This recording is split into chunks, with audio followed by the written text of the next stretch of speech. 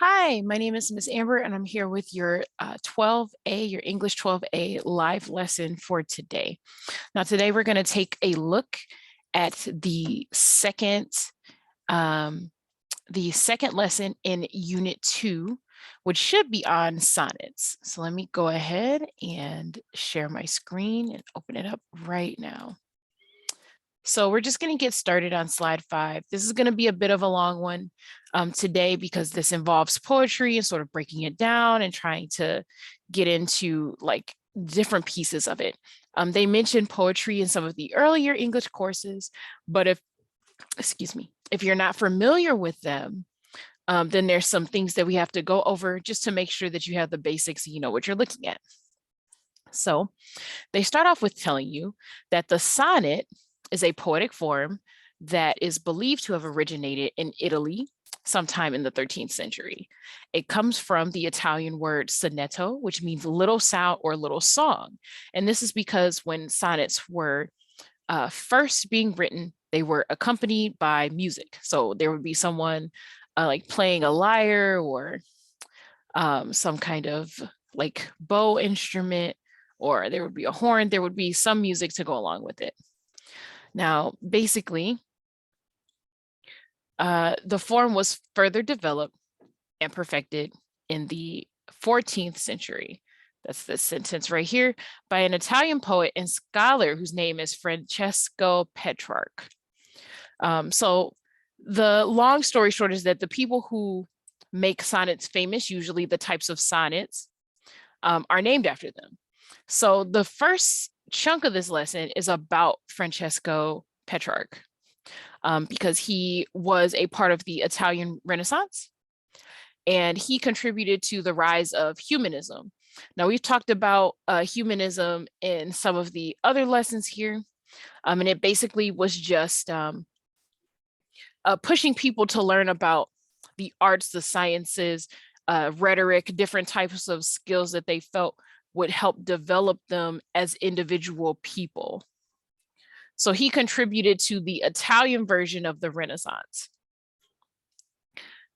So it says here, humanism emphasizes human welfare rather than religious concerns. And that is true.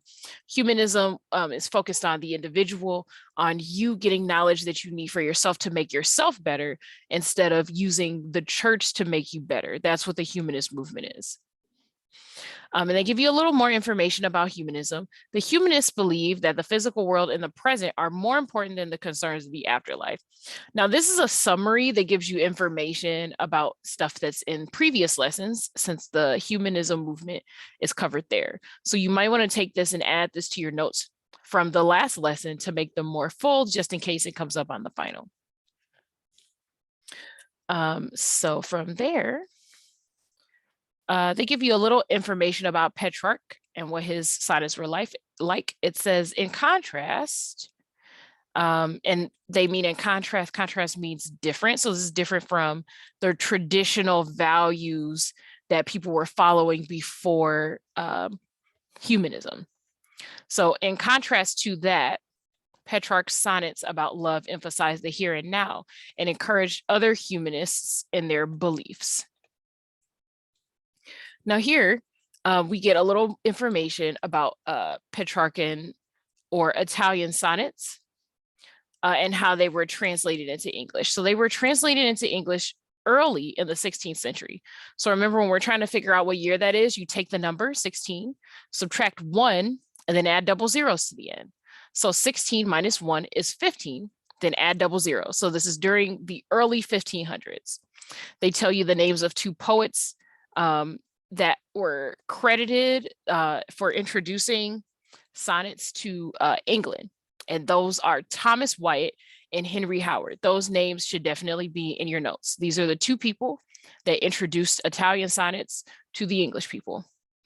So then they give you a little more information about history at the time. Henry VIII was the king, and he was the type of king that pushed people to look up and learn more about literary or writing pursuits. It says here that literary creativity blossomed during his reign. and also during the reign of his daughter, Queen Elizabeth I. So they're letting you know that during this time period where these two people were alive, the king and queen, they supported the arts. They'd say here that Queen Elizabeth I supported the arts and wrote poetry herself. So that tells you what kind of social climate they were in the same way that people go back and forth, like making laws about should we support sports in schools? Should we support arts in schools? Societies do that as well.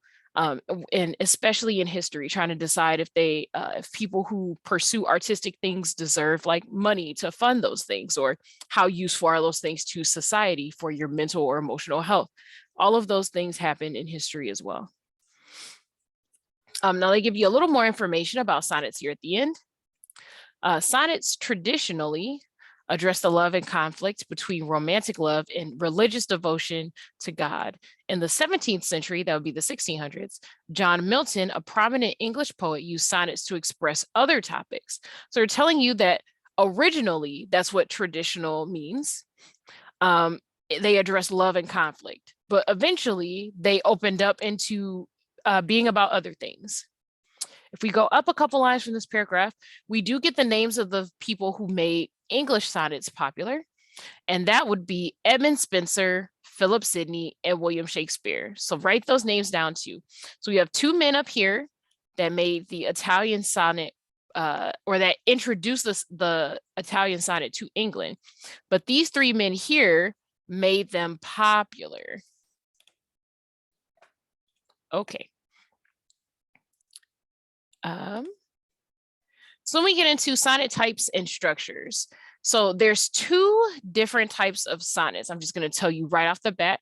We're going to focus, I think, on just the actual form of them first. So the two different types of sonnets, they give them to you here: English sonnets and Italian sonnets. Now, the thing to keep in mind that you might want to put in parentheses, because it may come up later, and sometimes I know that there are a few lessons in English 12B when you eventually get there where this information is going to be relevant.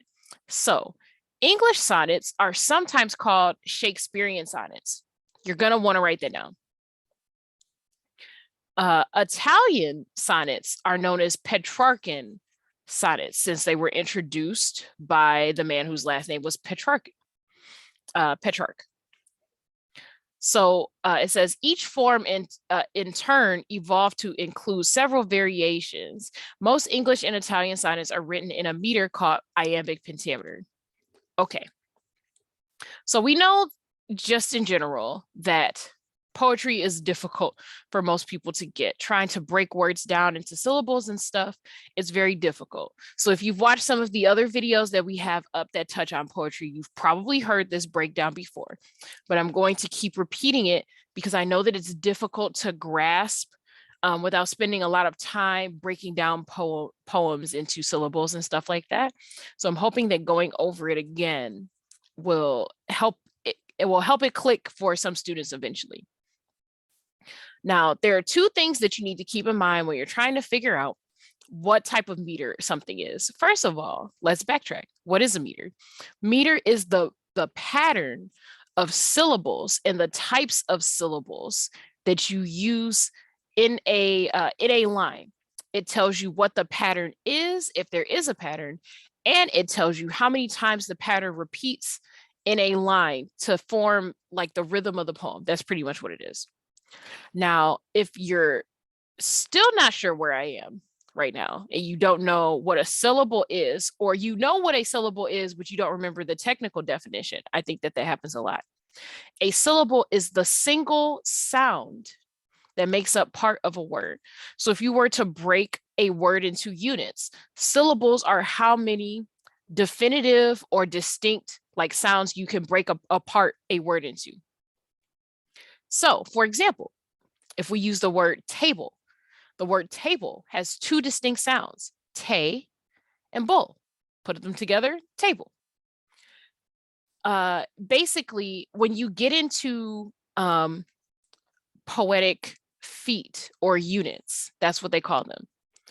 It's what is the pattern, basically. What is the pattern? The pattern is called a foot or a unit. Now, there are two different types of syllables. There's a stressed syllable and there is a unstressed syllable. Stressed syllables are long sounds. So when you put stress on something, you stretch it out, right? And a unstressed syllable is basically a sound in a word that sounds almost like it cuts off at the end. It's short. Stressed equals long sound.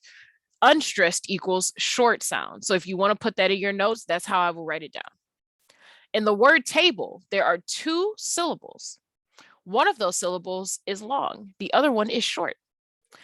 Just in case you're not sure which is which, say it with your actual mouth. Say the word out loud. And usually that can help you figure out which syllable is long and which one isn't, or if both of them are long, or if both of them are short, which usually doesn't happen. But table, just to give you, like the little answer key for this, the first syllable is stressed, te, te. It stretches out your mouth when you say it, te.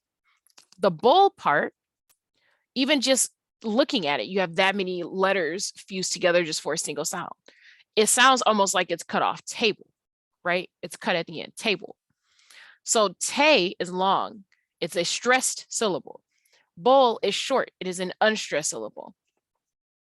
Now, different words have different arrangements of syllables. So if we were to look at a word like outside, right? Outside. Outside has two long syllables. We have out. You can see my mouth opening up to make the sound long, out. And then we have side.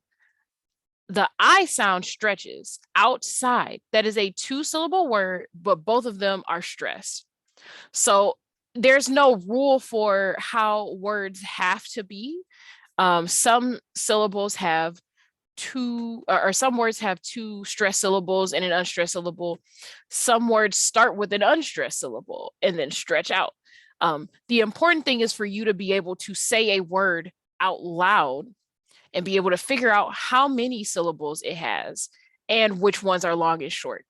Even if you have to look at it for a second to figure it out, what's important when you're dealing with poetry here and in your next class, the 12B class, will be to be able to figure it out on your own. Okay, so that's the basics. Those are like the very basic blocks. Now, there are names for different patterns of stressed and unstressed syllables. No matter what order they're in, there are certain patterns that have names. Now, for the sonnet, the important pattern to remember is the iamb.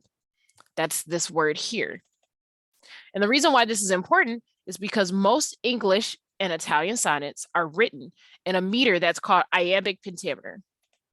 So iambic is just telling you what type of pattern it is. That's the poetic foot or the unit. Now in iamb, they give you the definition here. Features, let's see, an iamb is composed. Yes, an iamb is composed of a unstressed syllable followed by a stressed syllable. So an iamb only has two parts to it. That means that it has an unstressed syllable followed by a stressed syllable. And that's a pattern that repeats. So every other syllable is unstressed and every other syllable is stressed. You're looking for short, long in terms of the sounds that you have in the words that are picked in a line. Now, pentameter comes from, penta basically means five. And actually, you know what I'm going to do? I'm going to pull up the English concept summaries and flash something on the screen really quickly that I think will help you guys out. Now, really quickly, I'm going to go to Finding Meter. This is an English 9A presentation for poetry. And if you guys have access to the concept summaries, you can look this up. All of the grades are available for everyone. If you are a step-up student and you were not assigned the resource course, it'll be a little harder for you to get it, but you can just message your advocate and say, hey, can you shoot me a link to the English concept summaries, or can you put me in contact with an English tutor that can give me the English concept summaries, and we'll make sure you get them. Now, the important thing I'm looking for here is the name for the patterns, right? So we've got the number of feet in a line. So that tells you how many times that pattern, so like that I am, the unstressed and then stressed syllable, how many times does that repeat? So you have 1, 2, 3, 4, 5. 5 is penta. Penta. So iambic means that the pattern is one unstressed syllable and then a stressed syllable, and that repeats in the line. And the pentameter tells you how many times that repeats. 5. It repeats 5 times.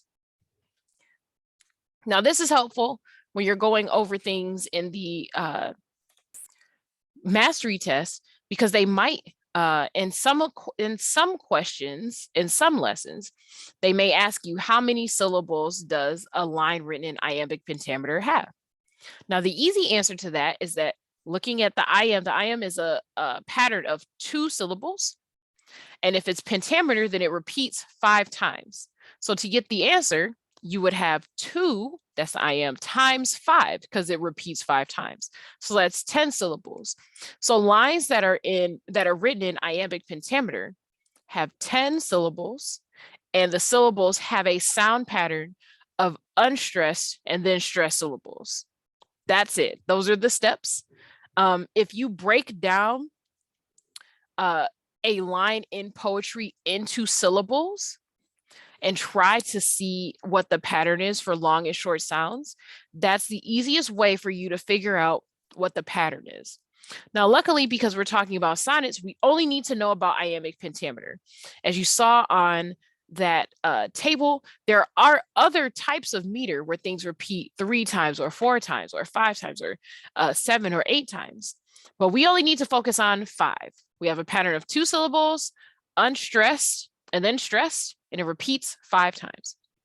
So they give you an example of this here in the slide here, and they go out of their way to break it down for you.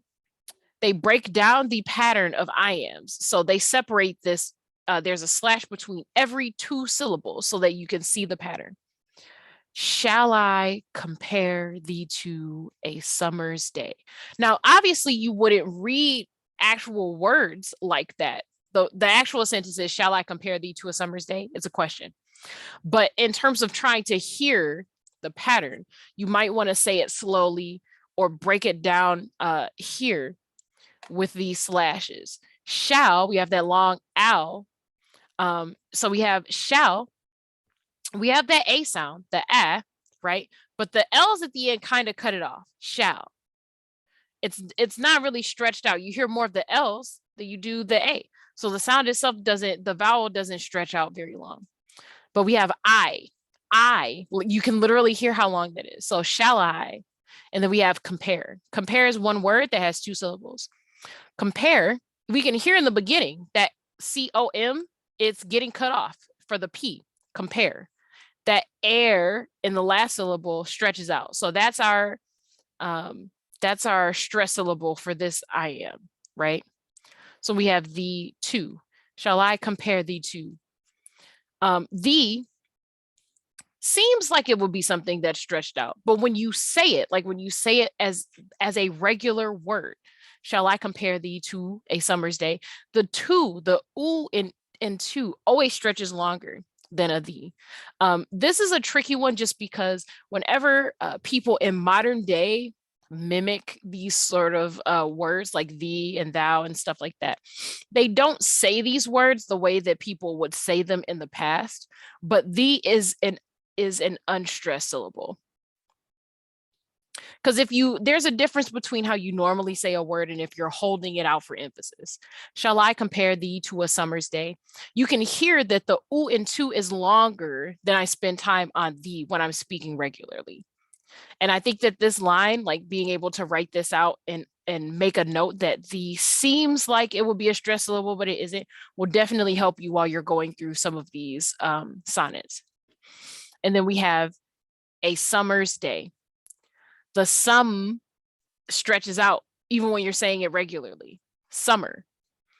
Shall I compare thee to a summer's day? The sum, first part of summer, is definitely a stress syllable. And then we have day, which is a little obvious, a. Now, what you'll notice when you're going through this is that The words that are chosen here are not just only 2-syllable words just so that it's easy for you to break things up. That's not how poetry works. These patterns happen across multiple words. A is a single syllable. So because A is a single syllable and it's unstressed, that means that to complete the part of the pattern for this line, only the first half of summer counts as part of the I am. Because remember, I ams are 2 syllables. It's easy in this first half. We have shall I, that's 2 separate words. We have compare, that's 1 word with 2 syllables. So it's easier to break them apart. We have the 2. These are also 2 separate words. So we can just say, oh, well, one is unstressed and the other is stressed. But then we have a summer's day, which is only 3 words, and we have to break it up into 2 sections, right? So we have a, that's 1 syllable. And for iambic pentameter, the next syllable would have to be unstressed. Would have to be stressed if a is unstressed. So some, that is a stressed syllable. So this is part of the I am. So remember, when you're breaking down lines into syllables to try to figure out what the pattern is, the syllables are what count the most, not the words, because you're going to have to group things together. Unstressed, stressed, unstressed, stressed. If that carries into the middle of another word, it's still part of the pattern, is what I'm saying. Now they give you a little icon here that you can press to actually listen to the line as it's being read so that it can help you. But let me tell you, it's not going to get any better than you sounding it out yourself and trying to listen to how it sounds regularly. Okay.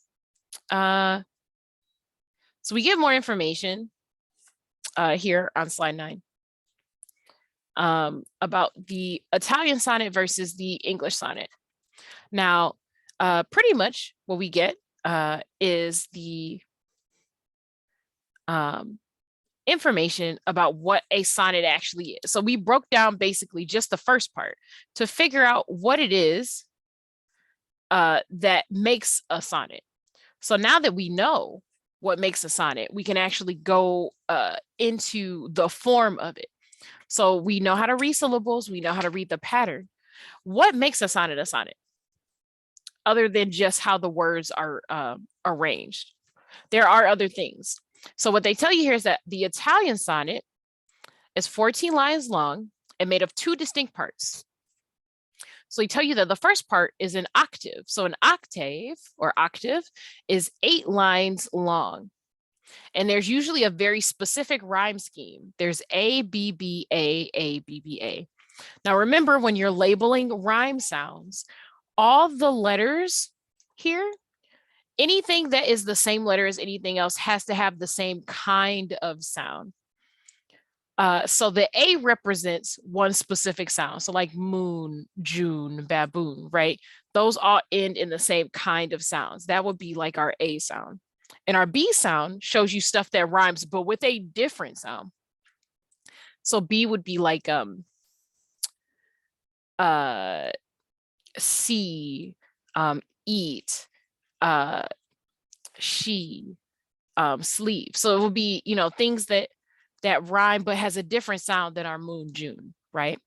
So every sound that corresponds to A is going to rhyme with every other A that you see here.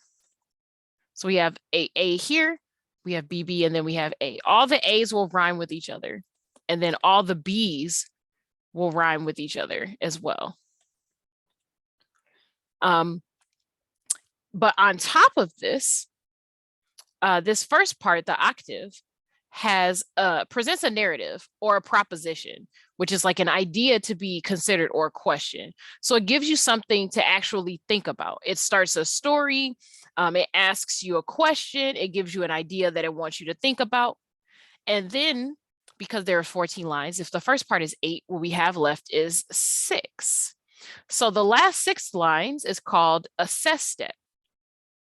That's 6 lines. So keep in mind, they're telling you about these pieces because the poem has their own paragraphs or stanzas. Stanza is what is basically a paragraph in a poem.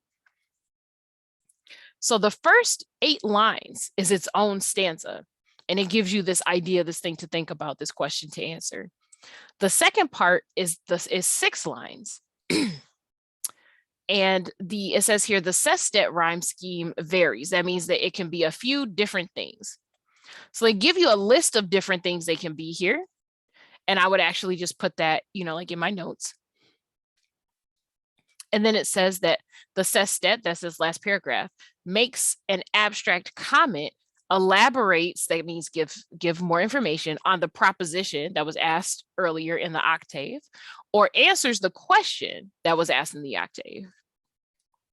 And it says, to emphasize this change, Italian sonnets have a distinct shift in thought at the beginning of the sestet. So they're saying the first line gives you a shift in thought to moving away from the idea of the question or the concept into answering it. And it says that this shift is called a volta. So for your notes, if you were writing this down, things that are in an Italian sonnet or things to know about Italian sonnets. 1, they have 14 lines. 2, they're made of 2 distinct parts. One is an octave. The second one is a sestet. The octave has a very specific rhyme scheme. You can copy that down from here. And it represents a narrative. It states a proposition or it raises a question. The sestet is 6 lines long, and it can be any of these rhyme schemes that are here. The sestet makes an abstract comment. Abstract means basically something that's not tangible. It's trying to give you something to think about or feel. So it makes an abstract comment. It elaborates on the proposition or answers the question. Then the last thing that we have in an Italian sonnet is the volta. The volta is the first line of the sestet, and it has a distinct shift in thought. Now we move on to the English sonnet. The English sonnet is 14 lines long too, but it's broken up differently. It's made up of 4 sections instead of 2. So it says here the first 3 sections are quatrains, and quatrains are paragraphs that have 4 lines, stanzas that have 4 lines. So the first 3 sections are groups of 4 lines. Each quatrain has its own rhyme scheme, but usually it's every other line. So basically you get 4 lines, the first and third lines rhyme, and the second and fourth lines rhyme. It's every other line. So we get that 3 times. And then at the end, we have a rhyming couplet. A couple means 2. So a couplet is a group of 2 lines. And then they give you an idea of what the rhyme scheme looks like. So we have A, B, A, B, C, D, C, D, E, F, E, F, G, G. The little joke for you gamers. And it says here, the first 3 quatrains usually describe a subject or develop a theme. The couplet at the end marks the shift or the volta. So the volta comes at the end of the English sonnet and not in the middle of it, like in the Italian sonnet. So that's a difference. Now, if that sounds like a lot, I have news for you. On this next slide, there's going to be an actual chart that gives you information. So you can take a picture of this, you can copy it down into your notes, whatever it is you need to do, but it gives you a visual representation of everything we just went over. Yep, so here we go. This table basically shows you what the difference is. This is the Italian sonnet. So here we have this octave, that's 8 lines here. It tells you what it does as well. And then we have the sestet that has the 6 lines here, and it tells you what it does here. It also gives you the rhyme scheme. It tells you which rhymes go with which lines.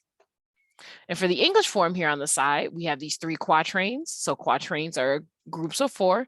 These are 3 groups of 4 lines, and we get the rhyme scheme for them. Now, the important thing here is to remember that the A, B, A, B, and the C, D, C, D, and E, F, E, F, those letters, anything that's not the same letter has a different type of sound. The A's only rhyme with the A's. The B's only rhyme with the B's. The C only rhymes with the C's. The D's only rhyme with the E's, and so on. So you can't have a sound from you can't have like an A sound down here in quatrain 3. That's not part of the form. It's different. And over here, they tell you what the quatrains do and what the couplet does. Now, they give you some tips to understand the sonnet here. And that is a big part of why they gave you the chart. So basically, the first thing they tell you is not all sonnets will fit these patterns exactly. Sometimes the poet uses words that almost rhyme or look as though they rhyme. So basically, sonnets will look like this pretty much. But you might come across a word that makes things seem like they're off by a syllable or something like that. That is because the way that people said things and phrased things was a little different than now. This is mostly modern English, but there is like some variations. Sometimes they use words that look like they rhyme because you have to read it, right? But when spoken, the sound is different. And it gives you some tips down here. To understand a sonnet's overall message, it helps to pay attention to the form. The shifts in the rhyme scheme will help you break down the poem into manageable and meaningful parts. So basically, when you get to the end of parts that rhyme, you get to the end of these stanzas, it's important for you to look back up at the stanza and say, well, what is this stanza saying? Where is it trying to lead? It's also important to pay attention to what is actually said in the line, the way that the poet uses words. So just try to remember that sonnets are written the way that they are on purpose. So if you have a line and you understand like the literal translation of it, what it's saying, here's what this line is saying. Shall I compare thee to a summer's day? That is a question. It's literally saying, should I compare thee is he talking about a woman in this poem to a summer's day. So just think to yourself, what is the purpose of even asking that question? Why would you ask a woman, can I compare you to like a summer day, right? Just off the top of my head, summer days are good. People look forward to them. So he's trying to compliment her by asking this question. And you need to go through this process when you're reading sonnets, when you're reading any poem, really. Get to the ends of the stanza, try to understand what the stanza is telling you, and then try to think about why it's phrased that way. English during this time wasn't too different from the English that we speak now. So like I said, remember that all of these things are done on purpose. People didn't just write this poetry to make you upset centuries down the line while you're reading this for English class. They actually chose these forms on purpose for a reason. So try to remember that. And lastly, it says, as you read a sonnet, remember that sentences do not stop at the end of every line. That's a big one. I've worked at a couple different schools, and this is a thing that students do all the time. You get to the end of the line, and that's it. You pause, but you have to read it the same way that you would read a paragraph. That's what makes it cool. You can hear the rhythm in the words based on how it's broken up, even though you're reading it like you would something regularly.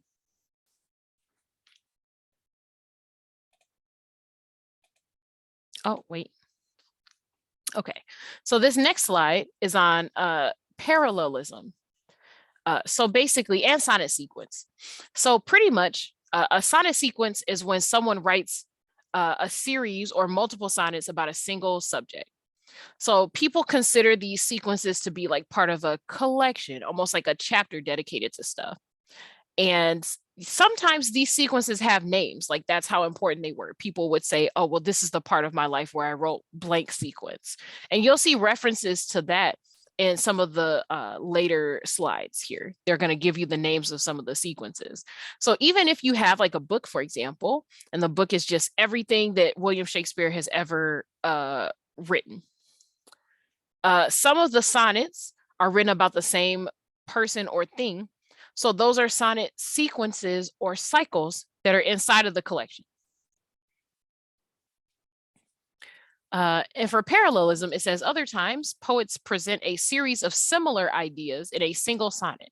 To connect those ideas, a poet might arrange lines in similar grammatical form. So I mean that the sentences or the lines are built similarly, like almost the same. This literary device is called parallelism. And then they give you the definition. So the definition is when you arrange the lines in similar grammatical form. And it says parallelism helps to emphasize an overarching concept, and it also makes the poem graceful and orderly. Then they give you an example here. So we have sweet is the rose, but grows upon a briar. Sweet is the juniper, but sharp his bough. Sweet is the eglantine, but pricketh near. Sweet is the fear bloom, but his branch is rough. Sweet is the cypress, but his rind is tough. Sweet is the nut, but bitter is his pill. Sweet is the broom flower, yet sour enough. And sweet is moly, but his root is ill. Now, all of these lines, like just looking at it, you can tell all these lines start with sweet, except the one at the very end. But even the one at the very end has sweet in the first two words, right? And then we have sweet is. So we're talking about things that are sweet. And then if you've noticed, we've got rose, juniper, eglantine. Even if you don't know all of these things, these are plants, these are flowers, right? So we've put these sentences in the same sort of order in a list, one after the other. And that's parallelism. They have the same form, they have the same structure. And the reason why we're doing this is because if you put things in order like this, it does make things seem more graceful, almost like a list. Our brain sees it as orderly.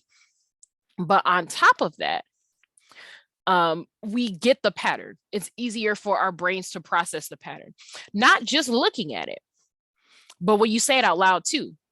By the time I got here to the fir bloom, I'm sure you were like, okay, sweet is, sweet is, sweet is, we got it, right? But the point of them repeating it like that is so that you recognize the pattern. And that's exactly what your brain did. You recognize the pattern. Now they give you a breakdown of this. All the lines begin the same way and use the same two-part sentence structure. And then they tell you what it is just in case you didn't know. The ideas in the lines are also parallel. So each line here is about a plant. The first part of the line describes the plant as sweet, but the second tells you something that's not so great about it. So we have grows upon a briar. That's a tough patch of land. We have sharp is his bough for juniper. So we're talking about the branches being sharp. Eglantine, it says, but pricketh near. So we're talking about, prickly, undesirable, uncomfortable feelings. For fir, we've got the branches are rough. So they're telling you that the flower is sweet, but that something associated with it isn't great. So we get this for a whole list, and that tells you that these are things that all of these flowers and plants share in common. They're all sweet, but they all have things that we don't like about them as well. So that's the point of parallelism. It allows you to compare an idea very quickly, and also to help your readers compare things very quickly or realize that there's a pattern. So now we're talking about alliteration and that kind of thing. It says alliteration, consonants, and assonants. So they give you information here about what each one of those are. They talk about the importance of reading sonnets out loud so you can understand them. And alliteration, consonants, and assonants are things that are easier to hear if you say them out loud. They also give you the advice to read through the sonnet at least 2 times. So the first time, just listen to how it sounds. The second time, go through and try to understand what it says. So just to give you a list of the 3 devices that they have here. Alliteration is when you have the repetition of the first letter or the first sound in words in a row. So the example they gave you is Peter Piper picked a peck of pickled peppers. All of those words start with a hard P sound. So that since that P sound is repeating at the beginning of each word, that is alliteration. It is the repetition in the initial is just a fancy word for starting, beginner, and the beginning sounds of words. So it says here, poets use alliteration to add a musical quality to a poem or to create a mood. Because when we repeat sounds, you'll know this if you listen to, any type of music. When you have a lot of the same sound repeating, it sounds more musical. So then we get into consonants. Consonants is a type of alliteration. So consonants is when you have consonants that repeat. Usually it's not in the beginning of words though. The repetition of consonants in the middle or end at words is called consonants. So if you're writing a poem, you have like can't, won't, don't, and it ends in those sounds, that N apostrophe T, that's consonants because you're repeating that sound over and over in words one after the other.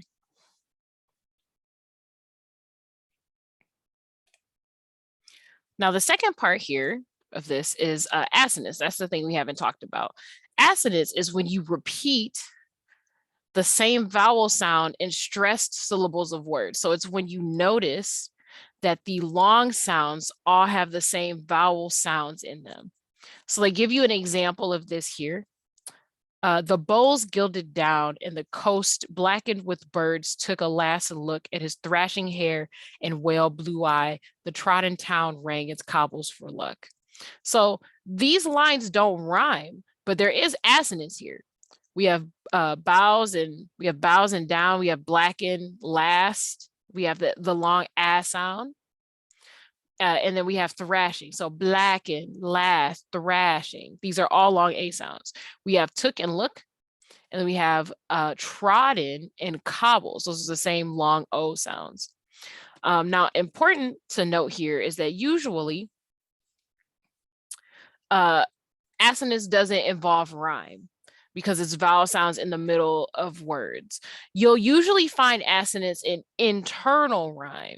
And you'll notice that this is what lots of people use like in rap songs and hip hop music, that kind of thing. So these are the same literary devices that people use to write good songs. We have repeating consonant sounds at the beginning or, in the end of words. People's ears can pick up on the fact that these sounds are similar.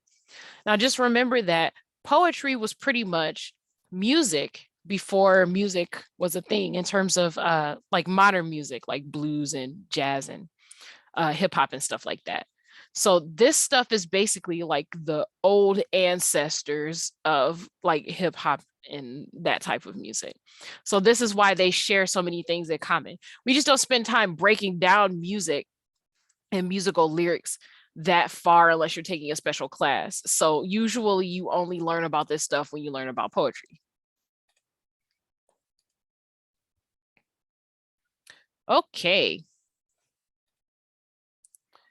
So now we're getting into the actual reading selections. So I want to say we're about halfway done with this lesson, and I'll try to move as quickly as possible. I told you it was going to be a long one today. Just poetry is always a difficult thing to get into because you always have to review the basic parts of poetry because they're hard to remember. We don't use that stuff every day. So the first poet here, we got Francesco Petrarch. And the reason why we're including him is because the Italian sonnet is also known as the Petrarchan sonnet. He's the person who made it famous, basically. So we get some information about him. He was born in 1304. That's a long time ago. And most of his poetry centered on unrequited love. So that's basically when you're in love with someone who you can't have for some reason. Either, like you live too far apart, you're not in the same class as them, so their parent won't let you marry them. In his case, his poetry was inspired by a married woman that he was in love with.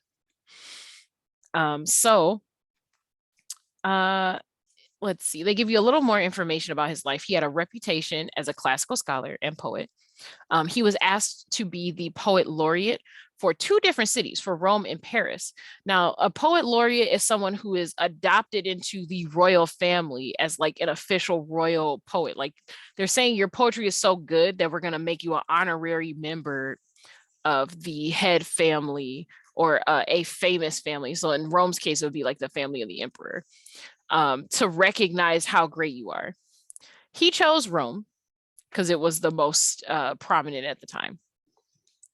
And the poem that we are going to read is from a sonnet sequence called the Canonniere. Canzoniere, there you go. So this is the sequence of sonnets that he wrote about this woman.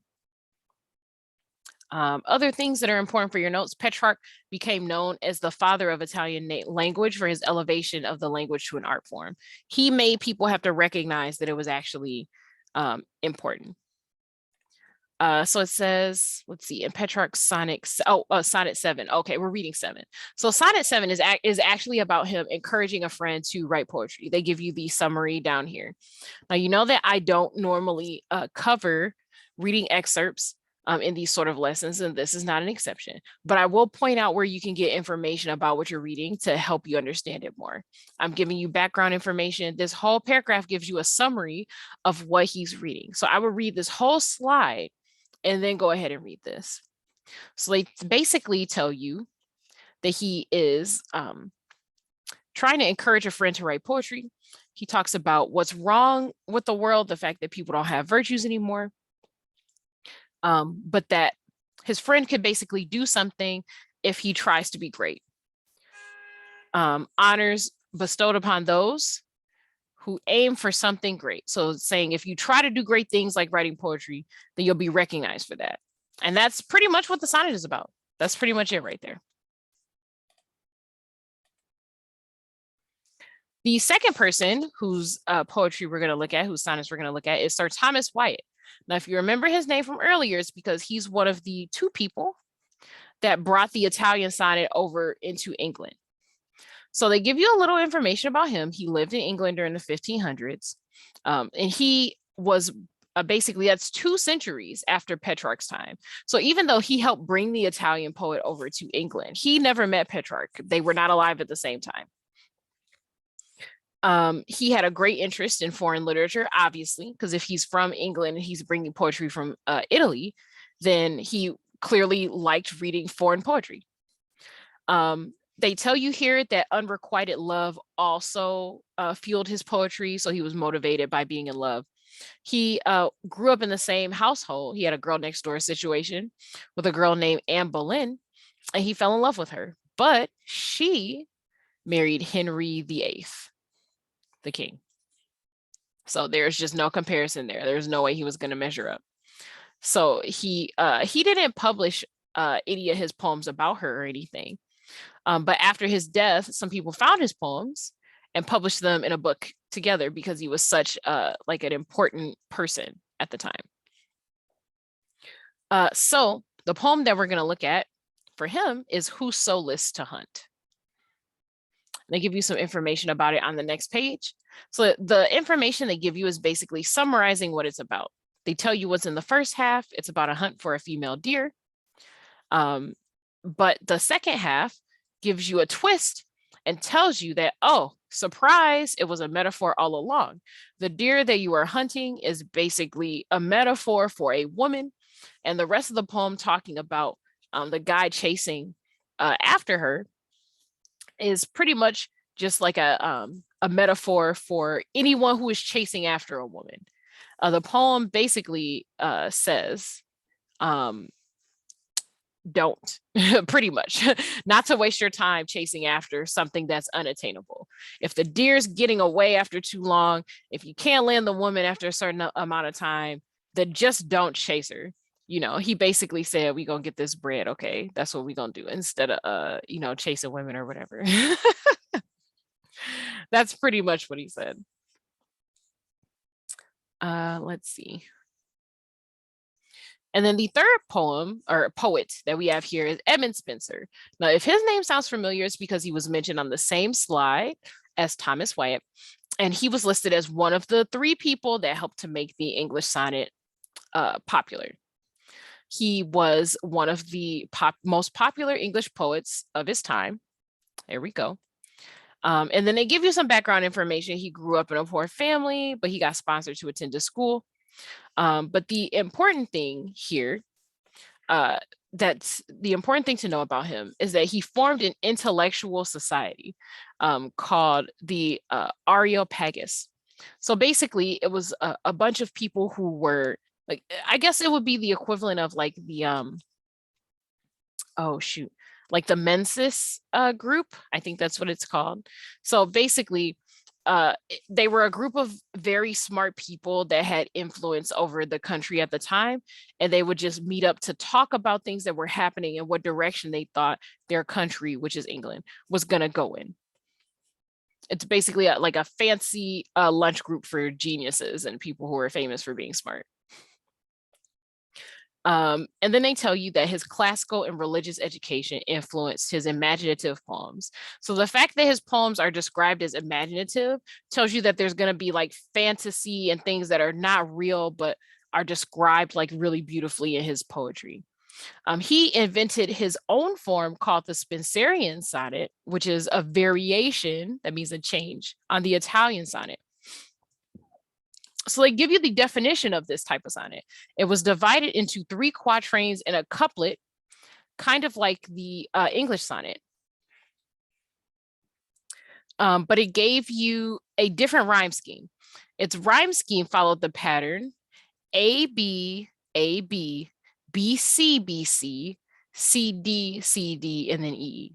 Now, remember earlier what I said, whenever you have a word that has a poem that has the same letters representing rhymes in the rhyme scheme, all of those letters have the same sound and rhyme with each other. So we get some overlap here. We have B's in the first and second quatrain, and then we have C's in the second and third quatrain. So it says with rhymes overlapping between quatrains. So this is not the same as an English sonnet. You can compare these letters to what was in the earlier slides. It is very different.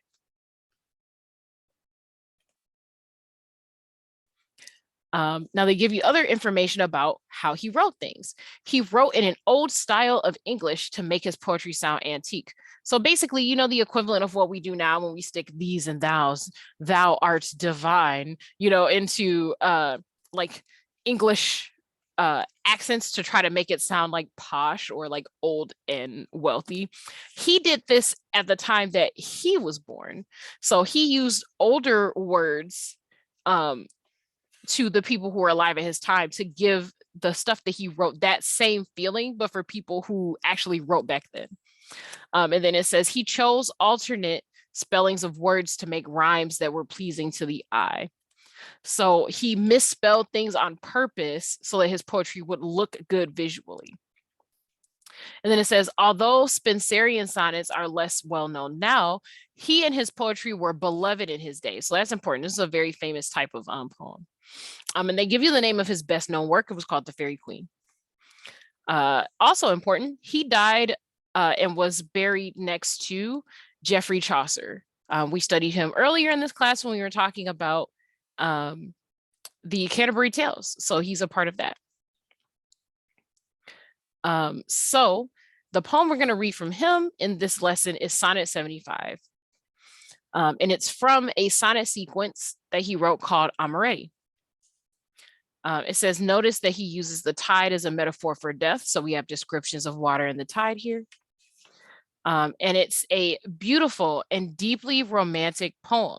They give you the summary down here just in case you want to make sure you know what it's about before you read. It describes, so basically it's about his second wife and him courting her. So it says it describes him writing Elizabeth's name on the sand, only to see it washed away by the tide. And basically, he's saying that he'll give her eternal life through his poem. So like, if I write your name in something that becomes famous, you'll live forever, that kind of thing. And another important thing to note here is that although he uses old spellings, his phrasing isn't difficult to follow. So take your time and you should be able to get through this poem, even though it's written with some older words.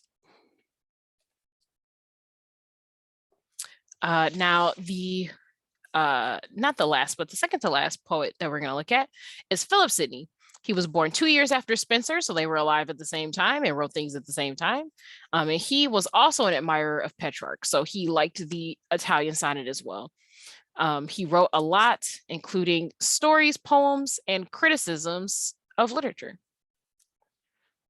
So he basically, it says here, he argued that poets can create worlds that are superior to the real world because their poetry magnifies the beauty and magic of nature. So that gives you a hint of what his poetry is going to be like. If he thinks that poetry can magnify the beauty and magic of nature, then you should expect his poetry to actually do that, to sort of focus on making things seem beautiful and magical. So we get some background information about him, but important things are that he is a Protestant. He has dedication to the Protestant faith. The Protestants were a type of Christian faith, so you're going to probably find religious references in his work, pretty much. And then they give you the name of the sonnet sequence that his poem comes from. We're reading Sonnet 16 from the sonnet sequence Astrophil and Stella. So basically what they tell you here is that they give you a little history on the name. Astrophil and Stella is the name of the sonnet sequence. It has 108 sonnets. And then it's interrupted by songs. So like he's got basically chapters of sonnets that are broken into sections by songs that he puts in the middle. Astrophil is a pun on Sydney's name because it means star lover. And then Stella means star. So the title basically means star lover and star. So it's basically a person who is in love with stars, actually writing or falling in love or encountering a star. It says, from what is known about Sydney's life, Stella probably represents Pamela Devereux, which is a beautiful woman that he loved. But it also tells you the sequence is full of ironic, self-mocking humor about courtly love. So he kind of makes fun of courtly love even while he's trying to write about a woman that he loves. So he's kind of making fun of old stereotypes for how people should be and should act while he is lusting after this person. And then the last, but certainly not least poet that we have here, the one that everybody's heard of, William Shakespeare. So we all know, it says here, you know, in these, the great English playwright, William Shakespeare. So we all know who he is, right? He was born a decade, that's 10 years after Sydney. And we know him for his plays, but he also wrote poetry, including 154 sonnets. Anytime you see like numbers like that, like with the Astrophil having 108 sonnets in the sequence, you're going to want to put those down in your notes because you might get a question that says, how many sonnets were written by William Shakespeare? And they'll give you numbers from other parts of the lesson, and you got to pick which one actually works. So for this one, they basically let you know the English sonnet also became known as the Shakespearean sonnet because he made it. That's how famous he made it. And he wrote most of his sonnets in sequences. One of the sonnet sequences gives advice to a handsome young man. And then the subject of Shakespeare's second sonnet sequence is a rival poet. The third sequence is about a mysterious dark lady. So he wrote a lot. So pretty much what they give you here is a sonnet that is written by him. It is a pretty famous one. And then they give you an animation to watch on it. And they want you to try to understand like why the animation was chosen to represent the sonnet. So they give you a little information down here about Sonnet 130. That's the one they give you from him. It's structured like a typical English sonnet, and they give you the rhyme scheme again. This is the same one from earlier. So if you already have it written down, you don't have to actually include this. And it says the first 12 lines describe the ways in which the speaker's beloved does not match up to various ideals. So they mean like traditional ideals. But the final rhyming couplet is a declaration that even though she doesn't match up to normal or traditional ideals, she's superior to those unrealistic and traditional ideals. So he basically goes on about how, oh, well, you don't meet this standard, you don't meet that standard. But guess what? It doesn't matter because you're actually better than all of that. And that's why you don't meet these standards. That's pretty much what he says in this poem. Okay, we got a little bit more to go because there's a focus on language here. Now, there's a focus on language. It's on hyphen rules. And there's this whole section on it. But what I'm going to do is hop over to the hyphen rules that are here. Let's see if I can find it. Yes, hyphens. And we're going to go through this because it's a little shorter. Again, for those of you who don't have the assigned resource course, you can get access to these slides through your mentor or through contacting me or any of the other tutors. You can send an email to english@atsedu.net or just ask your mentor or advocate to send you the link. Hyphens are punctuation marks that serve a lot of different purposes. So they give you a list of the different purposes, right?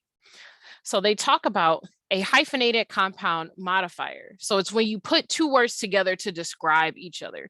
The first adjective describes the second, and together they just describe something else, right? So if you were, so basically they give you an example here. So they say on the slope of the stone paved wharf. Stone paved is a compound modifier and has a hyphen between the adjectives. So they're telling you that the wharf, which is pretty much like a wharf is pretty much a structured like pier on like a coast. So they're telling you that it is paved, and they're telling you what it is paved with by putting these two words together.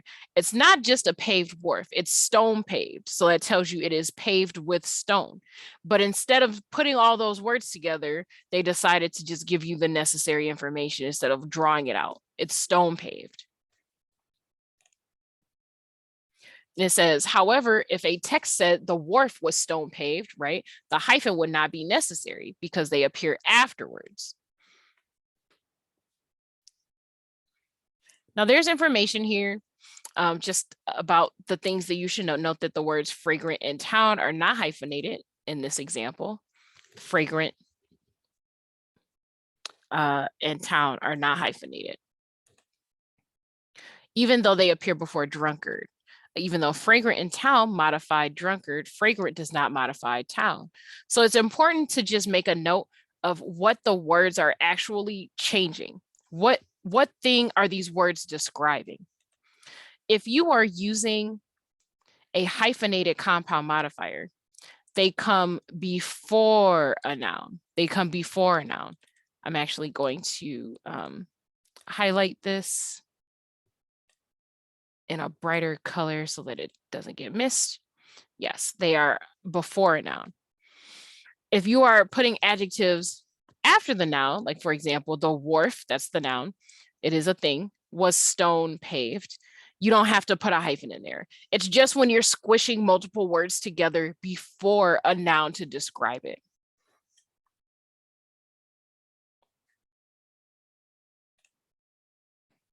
And then it says hyphens are used in fractions as well, such as the fraction 2/3. They are also used to write the word form of the numbers 21 through 99. So they're just giving you information on how they are actually used. Now here, they give you some other additional hyphen rules.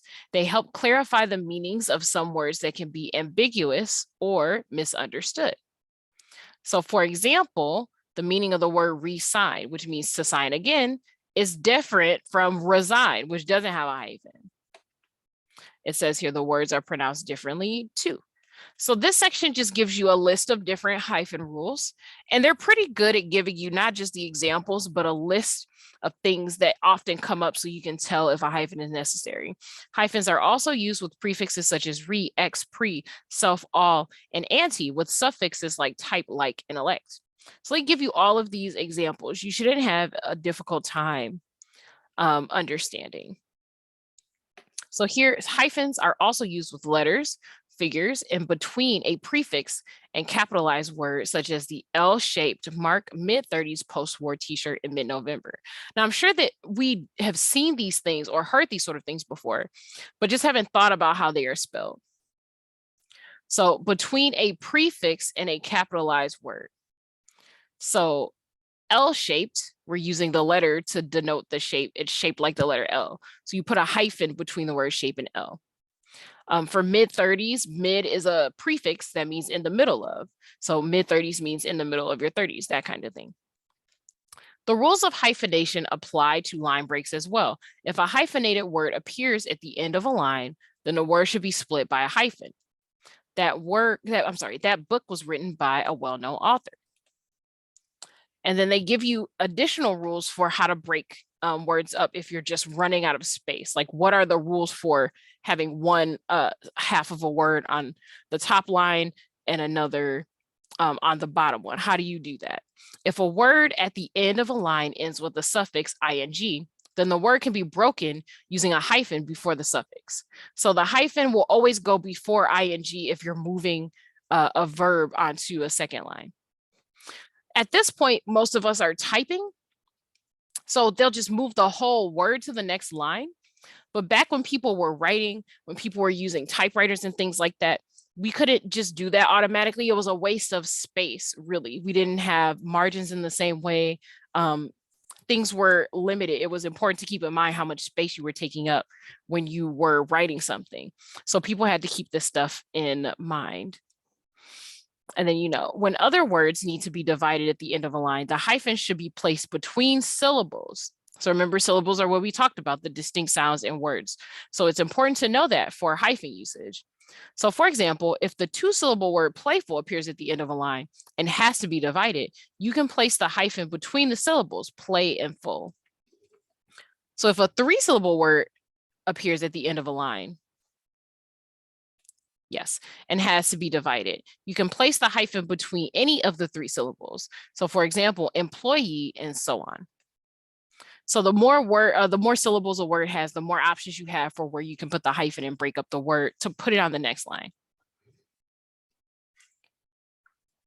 So we have an exception to placing the hyphen between syllables is when the syllable at the start of the word is just one letter, right? So by putting a hyphen after the first letter, in other words, the word at the end of a sentence must not be split by putting a hyphen after the first letter of the word. So pretty much if there's only one word or one letter at the end of a word, don't move that to the next line. That would be super weird. So it says, in such cases, the correct way to break down a word using a hyphen is after the next syllable. So for example, the word evaluate, that has 4 syllables, can be broken with a hyphen on either side of the letter U. So we have Miss Jones wants to evaluate her students' performance, right? Or Mrs. Jones wants to evaluate, and then we have 8. The issue is just you can't only hyphenate at the end of a line for one letter. At that point, you might as well just move the whole word to the next line. And then it says, finally, never add a hyphen before a suffix when a word has a 2-letter suffix like ly or ed. So for example, if lovely appears at the end of a line, don't add a hyphen before the suffix and start a new line that just ends with ly. And that's because these syllables just have 2 letters. Like the goal is to break up the word so that you're using space in the first line and not losing too much of it by moving the whole thing to the second line. So if it's only one letter or if the suffix only has 2 letters in it, it's just not worth it. It's not worth it to hyphenate. And I think that's it. The rest of these are just questions about hyphenating to make sure that you understand it. They give you examples. They give you everything that you need here. So you should be able to put these in your notes and make things work. I'm going to go ahead and stop sharing.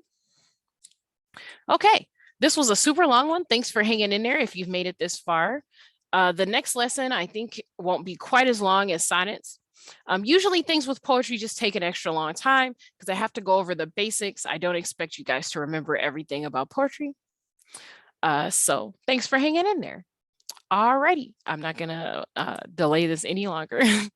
Just as a reminder, if you have a quick question about anything in your English classes, you can email english@atsedu.net. You can also ask your mentor to put you in contact with a tutor. If you have anything that needs a full session of tutoring, obviously, if you need someone to go over the reading selections, if there's a section of the lesson that you want to hear explained to you in a different way because you don't understand and this video didn't help, schedule tutoring with a tutor. That is what we are here for. Other than that, my name is Miss Amber. I'm signing off and good luck with your English class.